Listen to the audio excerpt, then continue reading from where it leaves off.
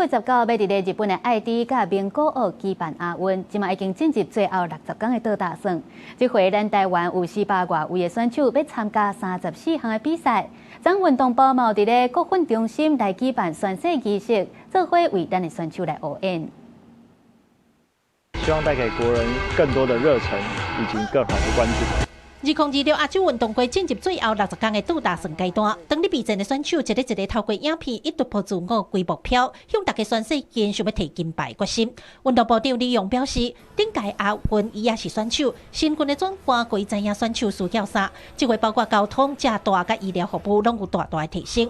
除了隊員人數對7季增加到15季以外，因為這個比賽無設選手村，運動部也找找資源，打造3大中繼站，讓選手唔免煩惱後勤援助的問題。希望借由3處的中繼站，其中在名古屋市區的育園小學校，會運用3層的空間來提供大家一站式的服務。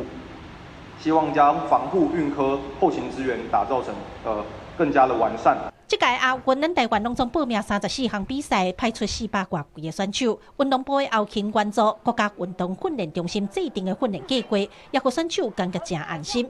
在奧運摕到銅牌，今年亞錦賽甲連續幾站的世界盃，攏摕到金牌體操選手鄧家宏，也跟大家分享其的調整狀況。我身體的疲勞，然後跟一些傷勢，其實都恢復到一定程度。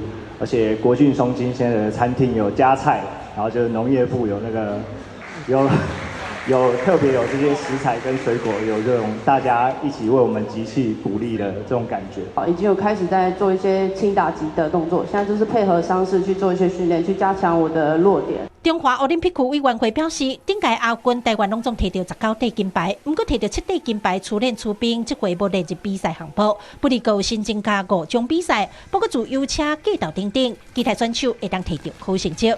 記者郭家祖、邱朝陽、高雄場報道。